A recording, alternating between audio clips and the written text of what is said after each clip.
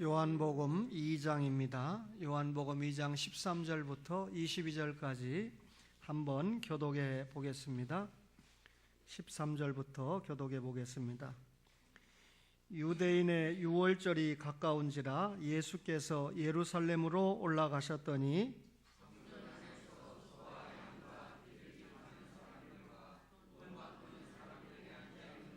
노끈으로 채찍을 만드사 양이나 소를 다 성전에서 내쫓으시고 돈 바꾸는 사람들의 돈을 쏟으시며 상을 엎으시고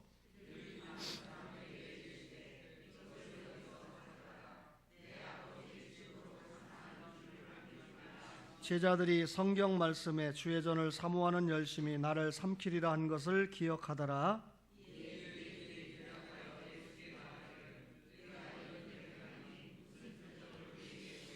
예수께서 대답하여 이르시되 너희가 이 성전을 헐라 내가 사흘 동안에 일으키리라.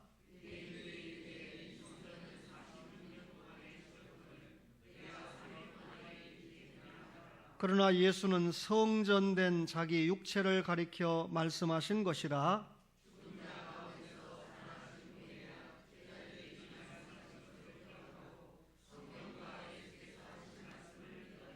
아멘. 이스라엘 백성들이 가나안 땅에 입성한 후에 사사 전국 시대를 통과했습니다. 그 이후에 왕정 시대가 시작이 되는데 하나님께서 다윗에게 이제는 이동식 예배당이 아닌 정창식 예배당, 성막이 아닌 성전을 건립해야 되겠다라고 하는 마음이 생기도록 했습니다. 그러나 이 성전은 다윗은 준비를 했을 뿐 그의 아들인 솔로몬이 성전을 건축하게 되는데 예루살렘에 건축한 성전이 3번이나 재건축이 이루어지게 됩니다. 그러니까 처음에 예루살렘에 솔로몬이 성전을 지었다고 그러면 두 번째 파괴된 성전을 수룹바벨이 다시 지었고 세 번째로 헤롯 임금이 다시 건축을 했기 때문에 우리가 예루살렘에 있는 성전이지만 솔로몬 성전, 수룹바벨 성전, 헤롯 성전 이렇게 나누어서 말씀을 생각할 수가 있습니다. 솔로몬 성전을 짓는데 7년이 걸린 것을 여러분이 잘 아십니다. 이 모세 시대부터 다윗 시대까지 이스라엘 백성들이 하나님 앞에 예배하는 장소가 성막이었습니다. 특별히 이스라엘 백성들이 애굽에서 나와서 가나안에 정착하기까지 날마다 이동을 하게 되니까 고정식 예배당을 가질 수가 없었습니다. 그래서 이동식 예배당인 성막을 건립을 했습니다. 그러나 하나님의 약속대로 이스라엘 백성들이 가나안 땅에 정착을 하게 되니까 이제는 이동식 예배당이 아닌 정착식 예배당이 필요했겠지요. 마침 다윗이 성전을 건립해야 되겠다라고 하는 마음을 드러내게 돼서 하나님께서 다윗은 전쟁에 나가서 피를 너무나 많이 흘렸기 때문에 하나님의 거룩한 성품에 부합되지 않아서 성전은 거룩한 곳 아닙니까? 그래서 그 아들 솔로몬을 통해서 성전이 건립되도록 했습니다. 근데 왜 성전을 건립했느냐 하면 우선적으로 우상 숭배에 감염이 되지 않도록, 여러분 우리가 우상은 탐심이라고 했기 때문에 알게 모름에 이 세상 살면서 우상에 빠지는 경우가 참 많습니다. 그러나 이 시간에 하나님의 집에 올라와서 예배를 드리면서 우상에 빠져 있다 그러면 어폐가 있지 않겠습니까? 하나님의 성전을 건립해서 하나님의 성전에 올라와서 하나님을 만나는 사람들로 하여금 우상 숭배의 감염을 막기 위해서 우선 성전을 건립을 했고, 또 하나가 이스라엘 백성들이 애굽에서 나올 때 내 백성을 섬기라 하나님이 그렇게 말씀하신다고 했죠. 하나님을 섬긴다고 하는 그런 개념에서 출애굽의 목적대로 하나님만을 섬기기 위한 목적으로 성전을 건립하게 됩니다. 솔로몬이 이 성전을 건립하는데 7년 정도가 걸렸습니다. 그러나 이스라엘 백성들이 범죄함으로 말미암아 하나님께서 바벨론의 느부갓네살 왕 때 느부사라단을 통해서 이렇게 7년 동안 건립된 성전이 파괴되고 말았습니다. 이스라엘 백성들은 바벨론에 끌려가서 70년 동안 포로 생활을 감당을 했습니다. 바벨론이 역사의 무대의 뒤로 갔을 때 역사에 등장한 나라가 페르시아라고 하는 나라인데, 이 페르시아의 고레스가 이스라엘 백성에게 너희들 돌아가도 좋다, 그리고 성전을 건립을 해도 좋다, 과거에 이 느부갓네살이 빼앗아왔던 성전 안에 있는 기명을 다 가지고 가라, 그리고 너희들이 성전을 질 때 들어가는 돈도 페르시아의 고레스가 대주겠다, 뜻밖의 이야기죠.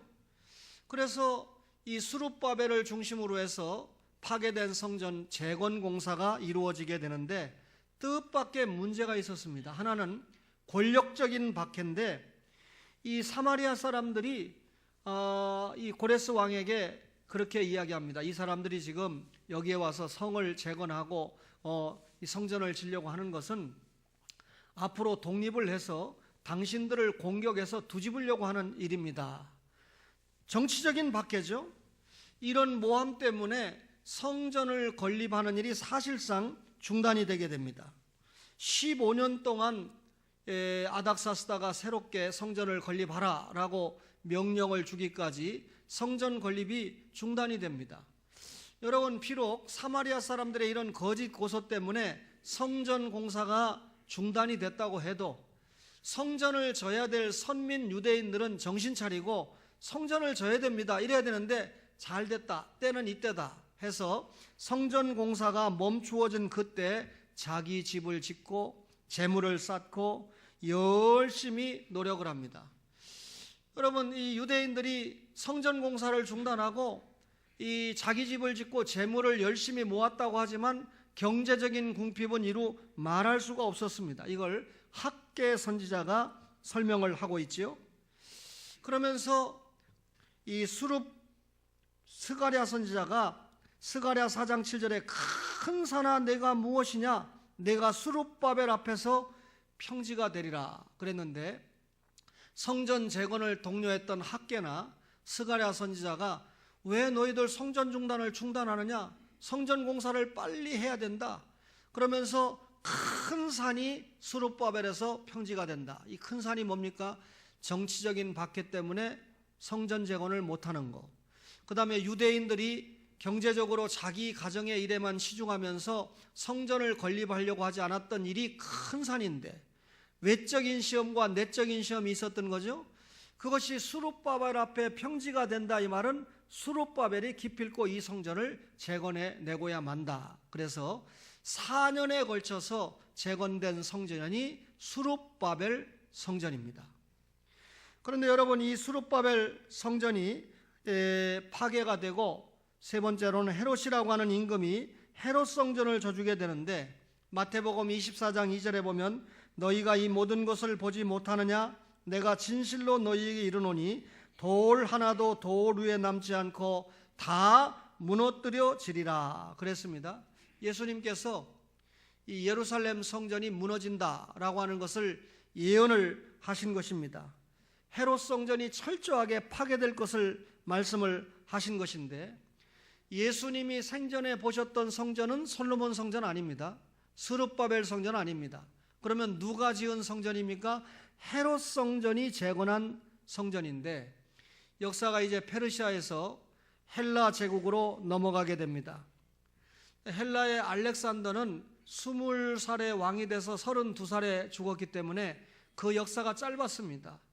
알렉산더가 죽고 난 다음에 헬라라고 하는 나라가 4개로 분할되는데, 그 4개로 분할된 중에 이스라엘 땅, 이 수리아 지역을 다스렸던 왕이 누구냐고 하면 셀리우커스 왕조의 안티파네스 4세입니다.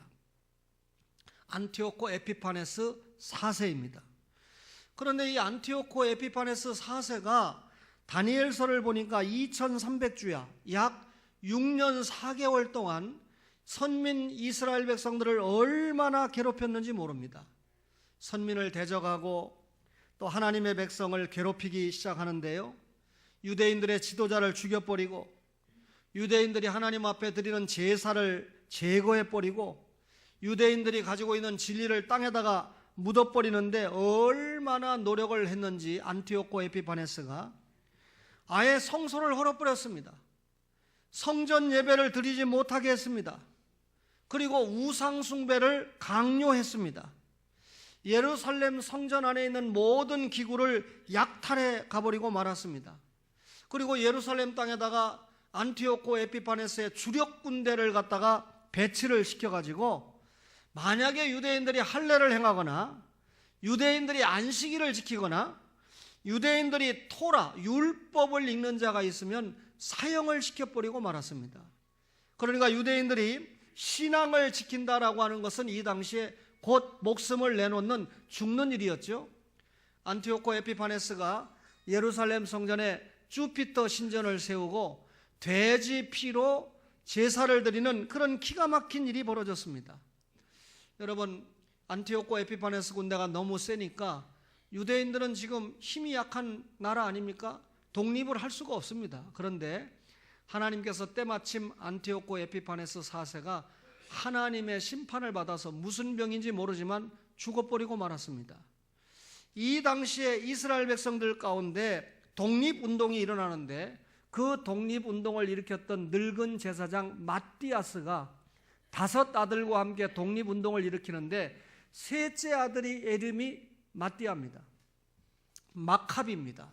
우리 이 혁명을 일으켰던 셋째 아들의 이름이, 이 마카비라고 하는 아들이 에피파네스가 죽으니까 독립운동을 성공을 해가지고 약 100년 동안 이스라엘이 독립국가 시대를 누리게 됩니다.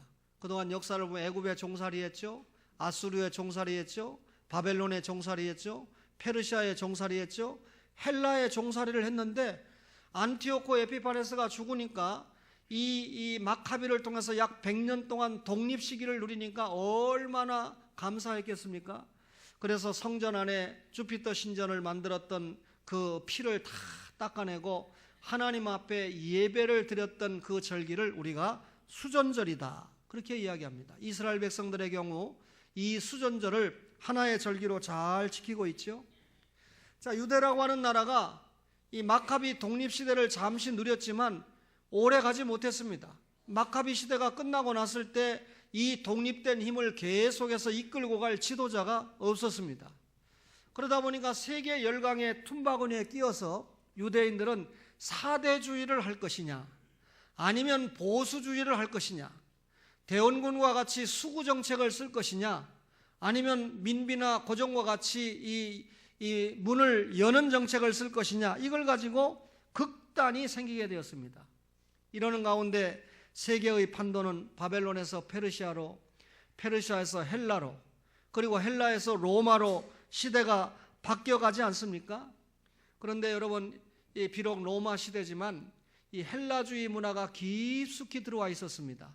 그래서 유대인들 가운데 반헬라주의를 표방하고 일어난 사람들이 있었는데 이것을 역사적으로 하시딤이다, 이렇게 이야기합니다. 그러니까 이 하시딤은 하나님의 말씀대로 살자, 구약의 율법대로 살자, 반헬라주의 경향을 상당히 띠게 되었지만 수구와 보수의 이 싸움 속에서 대단히 유대 나라는 혼란했겠죠. 마카비 혁명의 뒤를 이을 지도자가 없다 보니까 여러분, 이 이스라엘 백성들은 바리새인, 사두개인으로 양분이 돼가지고 대단한 혼란을 겪었습니다. 이런 사이에 유대라고 하는 나라는 이제 로마의 통치를 받게 되는데 로마의 폼페이 장군이 BC 64년부터 유대를 손에 집어넣고 속국으로 만들어버리고 말았습니다. 이때 폼페이 장군이 유대의 제사장들을 죽이는 건 말할 것도 없고 12,000명이나 되는 유대인들 지도자를 죽게 만들었습니다. 살해했습니다. 그러는 가운데 여러분, 이 로마의 안토니오 옥타비우스가 황제가 됐을 때 유대라고 하는 나라를 통치하기 위해서 분봉왕을 세웠는데 그 분봉왕이 헤롯입니다. 제가 지금 설명은 간단하게 했지만 이 설명을 알아야 왜 예수님이 헤롯 왕 때에 태어나셔서 애굽으로 피난을 가셨는가, 그 헤롯이 어떻게 해서 이스라엘 땅을 다스리는 분봉왕이 되었는가라고 하는 것을 역사적으로 제가 간단하게 여러분에게 설명을 드린 것입니다. 그러니까 이 헤롯이라고 하는 사람은 로마의 황제로부터 유대인들, 이스라엘 백성들을 다스리는 분봉왕으로 임명을 받았지만 이스라엘 백성들이 데모를 일으키거나 밀란이 일어나면 자기는 로마로부터 왕 자리에서 쫓겨나게 되니까 로마에도 잘 보여야 되고 유대인들에게도 잘 보여야 되는 기가 막힌 입장이 되었습니다. 그러다 보니까 이 유대인들에게 잘 보이려고 하면 안티오코 에피파네스가 파손시킨 성전을 재건해 주는 것이 필요하겠구나. 그래서 이 헤롯 임금이 BC 20년부터 성전을 재건함으로 말미암아 유대인들에게 환심을 살려고 했던 것입니다. 여러분, 유대인들이 성전을 지어달라고 그에게 요구하지 않았습니다. 헤롯은 유대인들을 통치하는 과정에서 이들이 좋아하는 일이 무엇일까? 성전을 지어주면 좋아할 것이다 해서 시작을 했는데, 이 성전이 사실상 AD 63년에 맞춰졌으니까 83년에 걸쳐서 성전이 마무리가 되는데, 예수님께서 십자가에 못 박혀 돌아가실 때는 AD 30년 아닙니까? 예수님께서 십자가에 돌아가신 이후에도 32년 동안이나 건축을 더했던 곳인데, 실질적으로 BC 20년에 건축이 시작되면서 11년 만에, 그러니까 BC 9년이죠. 예루살렘 성전의 외부적인 모습은 다 드러났습니다. 그래, 그 외부적인 모습을 볼 때 당시에 헤롯 성전을 보지 않고는 아름다운 건물을 보았다고 말하지 말라라고 말할 만큼 성전이 아주 기가 막히게 올라갔습니다. 이미 말씀을 드렸습니다만 솔로몬 성전 7년 만에 졌잖아요. 또 스룹바벨 성전 4년 걸렸잖아요. 헤롯 성전은 몇 년 걸렸습니까? 적어도 83년이 걸렸던 그런 성전이 헤롯 성전입니다. 그런데 오늘 이 주님께서 이 헤롯이 짓고 있는 성전 완성되지 않았는데 돌 하나도 돌 위에 남지 않고 다 무너뜨려진다라고 하는 것을 예수님이 예언을 하셨는데, 실질적으로 63년에 완성이 됐지만 몇 년에 이 예루살렘 성전이 무너집니까? AD 70년에 로마의 디도 장군이 이스라엘이라는 나라를 완전히 멸망시키잖아요. 그때 헤롯 성전이 예수님의 예언대로 다 파괴가 되는 겁니다. 여러분, 성경 말씀은요, 성경 말씀 속에서 볼 때 그대로 성취가 되고, 또 일반 역사에서 볼 때도 하나님의 말씀은 그대로 성취가 되는 것을 여러분과 제가 알 수가 있습니다. 따라서 하나님의 말씀을 깊이 깨닫고 역사를 바로 깨닫게 되면 하나님의 주권 역사가 얼마나 정확하게 역사에서 그대로 드러나고 있는가를 여러분과 제가 깨닫게 되는 것이죠. 지금까지 제가 성전에 대해서 말씀드렸습니다. 용사세 어떤 교회 가면 예배당을 제1성전이다, 임마누엘 성전이다 이러는데 사실 건물이지 성전은 아닙니다. 성경에 나타나는 성전은 예루살렘 성전 하나뿐입니다. 그것이 세 개였죠. 솔로몬과 스룹바벨이 졌다고 해서 헤롯이 재건했다 해서 이름은 붙였습니다만 예루살렘 성전 하나입니다. 그러면 구약의 성전이나 제도나 사건이나 인물이 뭐 때문에 존재합니까? 예수 그리스도를 보여주기 위해서 존재한 겁니다. 구약의 성전이 왜 필요했습니까? 성전은 하나님을 만나는 곳이거든요. 죄인이 하나님을 만나는 비결이 무엇입니까? 길이요 진리요 생명이신 예수 그리스도를 통하지 않고는 하나님을 만날 수가 없습니다. 예수 없이 죄 용서 없습니다. 예수 없이 예배 불가능합니다. 예수 없이 하나님 앞에 기도 안 됩니다. 따라서 하나님을 만나는 장소가 성전인데 그 성전 자신이 누구라는 겁니까? 참된 성전은 예수님 자신이다 라고 하는 것을 설명하는 겁니다. 요한복음 2장 21절에 그러나 예수는 성전된 자기 육체를 가리켜 말씀하신 것이라 그랬습니다. 예수님께서 예루살렘 성전에 오셨습니다. 보니까 돈 바꾸는 자들이 있죠. 환전하는 자들, 또 동물을 매매하는 자들이 있죠. 그 매매의 차익을 통해서 제사장들이 착복을 하고 있죠. 기가 막힙니다. 성전의 참 의미를 다 까먹었어요. 성전은 기도하는 집이고 성전은 예배하는 집인데 완전히 장사꾼의 장사하는 장소로 전락을 해버리고 말았습니다.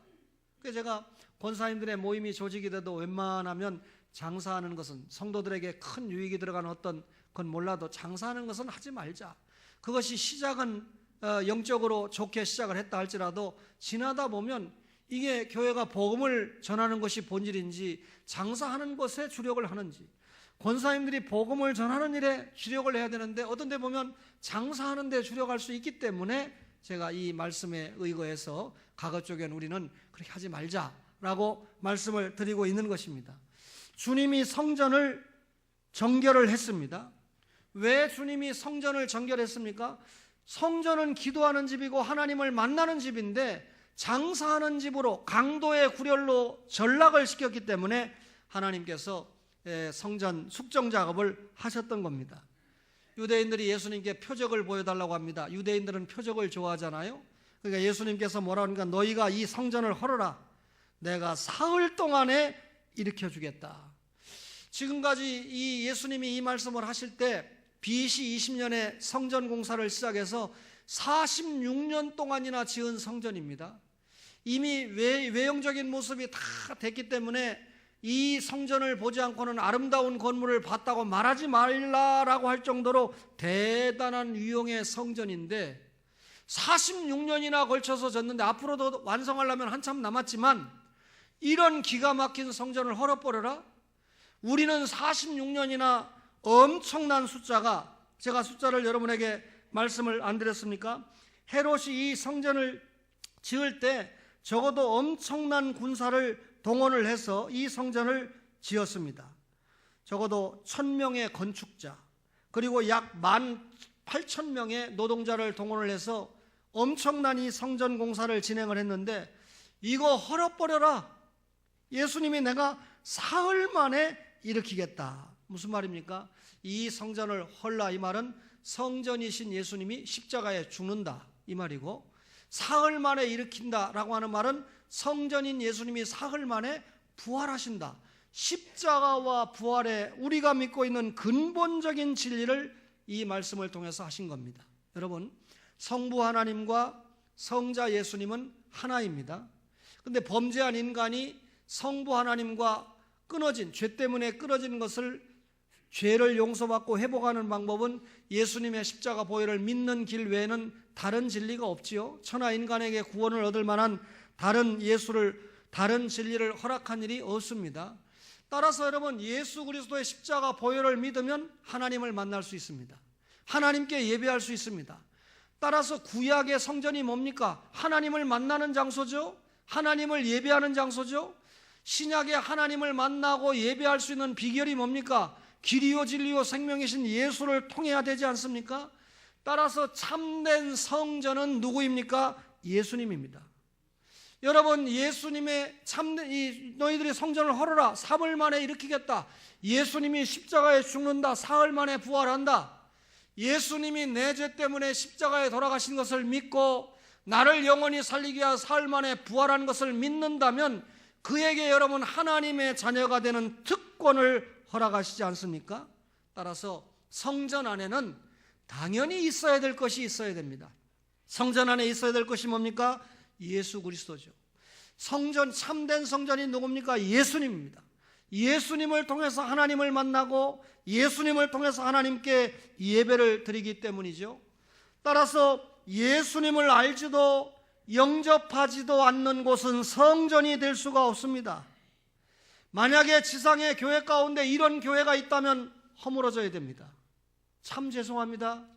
1970년대 여러분, 우리나라는 로버트 슐러 목사의 적극적인 사고방식이 모든 성공의 표준이라고 생각했습니다. 미국의 오렌지 카운티에 있는 로버트 슐러 목사가 세계적으로 큰 교회를 만드는데, 여러분, 로버트 슐러 목사가 만든 수정교회가 천주교한테 팔렸습니다. 그렇게 많이 모이던 교회가 없어졌습니다.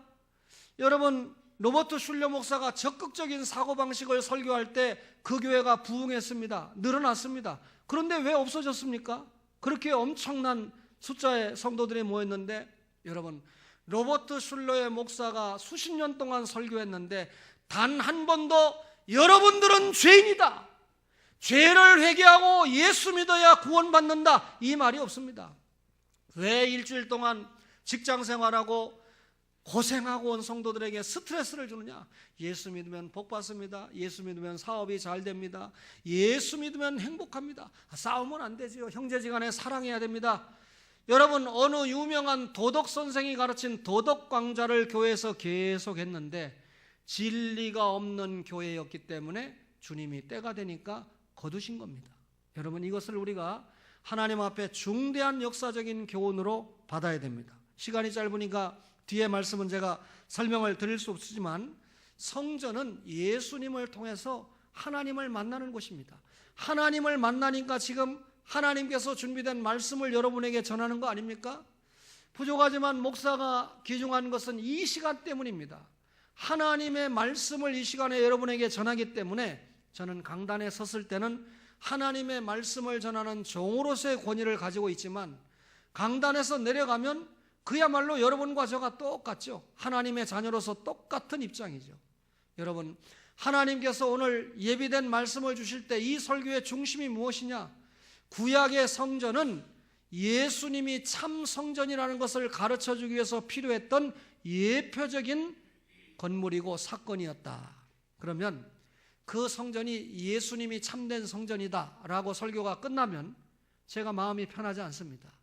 여러분, 누가 성전입니까? 성도는 값으로 산 성전입니다. 고린도전서 6장 19절로 20절에 너희 몸은 너희가 하나님께로부터 받은가 너희 가운데 계신 성령의 전인 줄을 알지 못하느냐?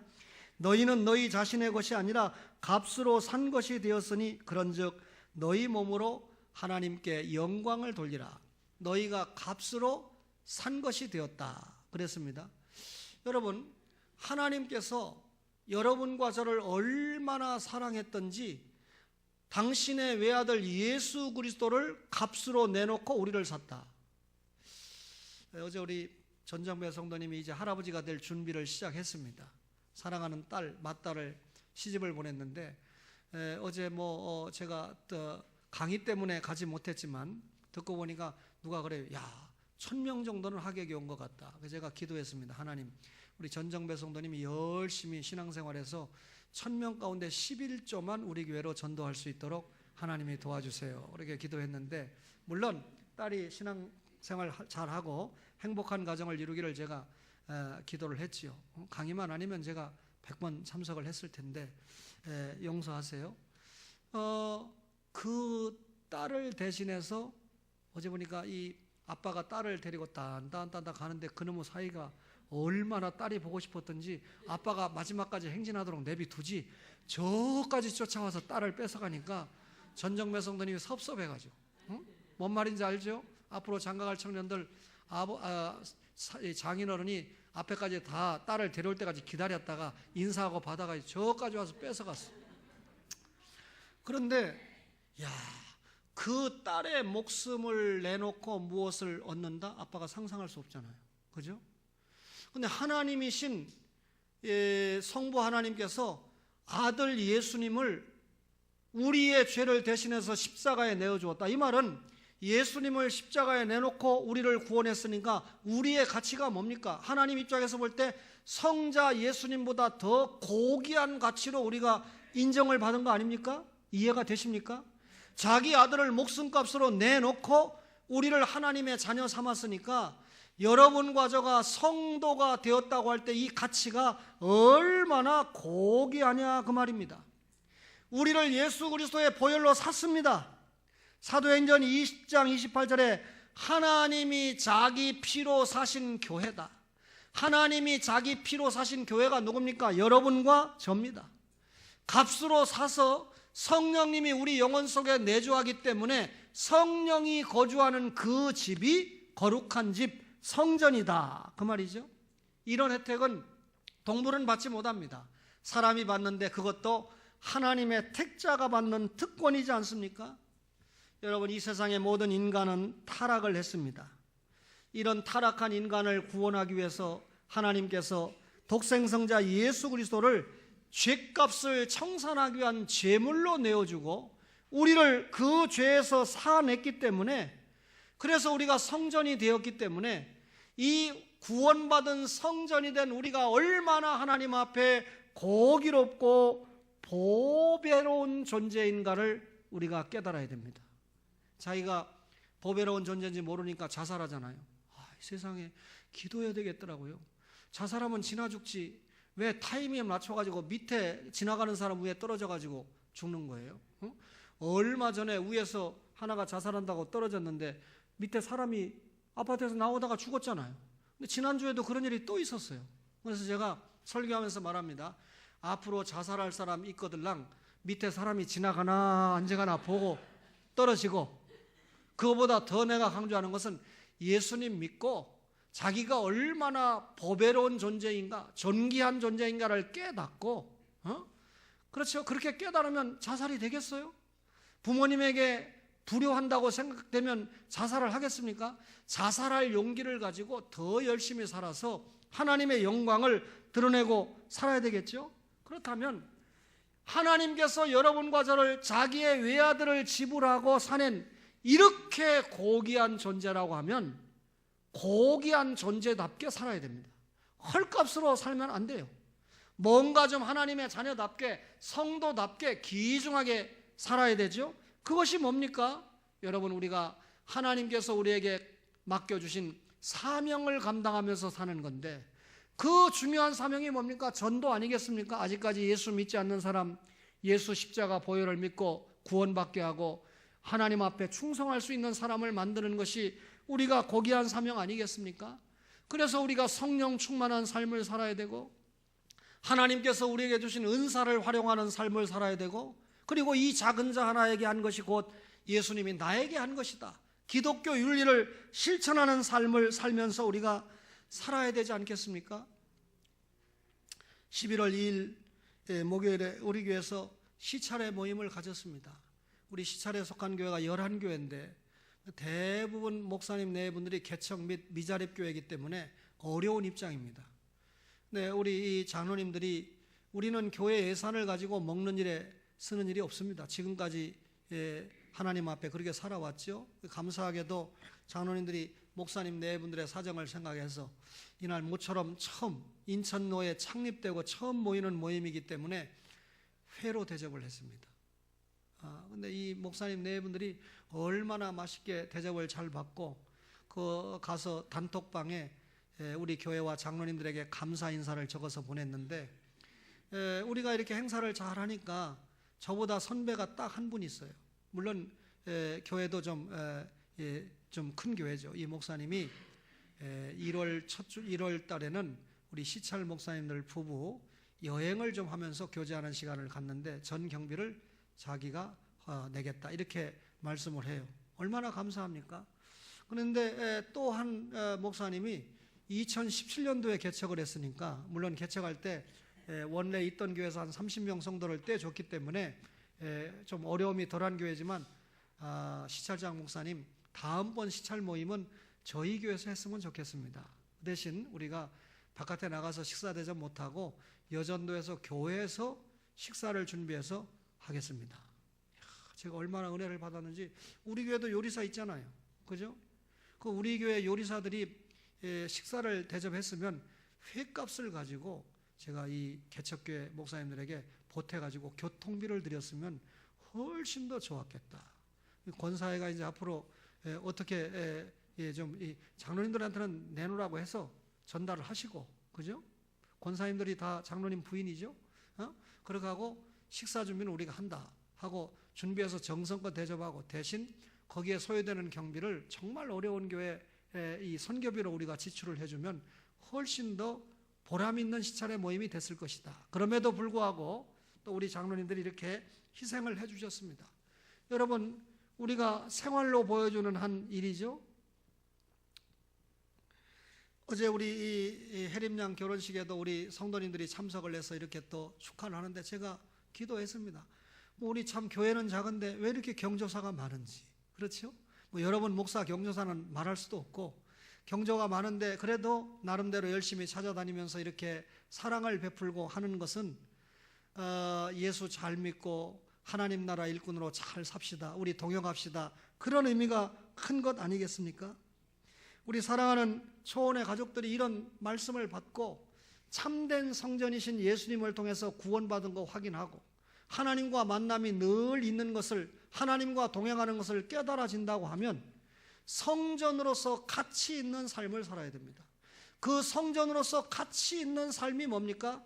다른 사람의 영혼을 생각하는 거죠. 아직까지 안 믿는 영혼은 예수 믿게 전도해주고, 근데 여러분, 전도라고 하는 게 말로 설득하는 게 전도가 아니거든요. 여러분, 전도의 첩경은 생활로 보여주는 겁니다. 나의 생활을 통해서 그 사람으로 하여금 크리스찬의 매력을 보여주는 겁니다. 저를 가르친 한 스승이 이번 학기를 끝으로 은퇴를 합니다. 고신대학 교수죠. 6.25 때 태어났기 때문에 호적이 늦게 돼서 2년을 더한 거예요. 사실은 67세인데 제자들이 은퇴 논문집을 준비하는데 여러분, 목사가 또 거기에 빠질 수가 없잖아요. 여러 가지 조사를 하는 가운데 2013년에 예를 들면 기독교 문화 대상을 받았어요. 저희 스승이. 여러분, 신춘문예 당선해도 1,000만 원 안 줍니다. 뭐 500만 원, 150만 원 이런데 기독교 문화 대상 1,000만 원 이 상금을 받아가지고 전액 고신대 장학금으로 내놨어요. 2013년에 있었던 일이고 2010년에는 무슨 일이 있었냐면 이분은 월급 급여 통장은 사모님이 가지고 계시고 자녀들하고 다 살아야 되니까, 그리고 나머지 부수입은 자기가 통장을 가지고 있습니다. 그래서 2010년도 1년 동안 생긴 부수입이 1,500만 원인데 그 1,500만 원을 태국의 제자가 선교사로 나가서 교회 짓는데 전액 보태서 교회를 건립을 해 주었습니다. 제 아들 상훈이도 그분 등록금을 받아서 좀 공부를 했습니다. 또 소록도 애양원 이런데 1980년부터 나중에 논문에 나오겠지만 그때 10만 원으로 시작했는데 지금은 20만 원, 47년째 개인 후원을 하고 있습니다. 여러분, 신학대학 교수들 월급 많지 않아요. 일반 대학 교수들과는 좀 다릅니다. 더군다나 고시는 좀 가난하기 때문에. 그럼에도 이 주일날 설교 초청을 받거나 외부에 강의가 있는 모든 수입을 모아서 이런 생활을 하고 있는 스승이기에 여러분들이 기억하는 박병식 목사님과 또 우리 이상규 교수님 같은 분들은 참 귀한 분들이지 않습니까? 기독교 윤리를 실천하면서 살아가는 분들이죠. 그분이 자기가 대학 다닐 때 손봉호 교수님을 통해서 정행과 정도의 삶을 배웠다. 예수 그리스도 안에서 똑바로 가고 똑바로 걷는 정행과 정도의 길을 배웠는데 그 걸음을 걷기 위해서 나름대로 노력했다라고 하는 고백을 했는데 그렇게 산 것 같습니다. 오늘 성전된 여러분과 저가 정말 좋은 집에 살고 좋은 자가용 타고 부와 권세와 명예를 누리고 대통령을 했으면 뭐합니까? 여러분, 또 이 돈이 많으면 뭐합니까? 정말 이 사람들로부터 지탄받고 욕을 먹으면 허망하지 않아요? 여러분, 참된 성전으로서 보배롭고 가치 있는 삶을 살아서 여러분 가까운 이웃으로부터 인정받고 존경받고 주님을 만나는 그 시간에 그래, 네가 정말 착하고 충성된 종이구나, 내가 많은 것으로 너에게 갚아주겠다, 예비된 상급을 받아 누리고 산다 그러면 이것은 순간이 아니고 영원입니다. 초원의 모든 가족들이 참된 성전된 예수님을 통해서 구원받은 성전인 줄 믿고 성전의 값어치 있는 삶을 살아내는 그런 은혜가 있기를 간절히 바랍니다.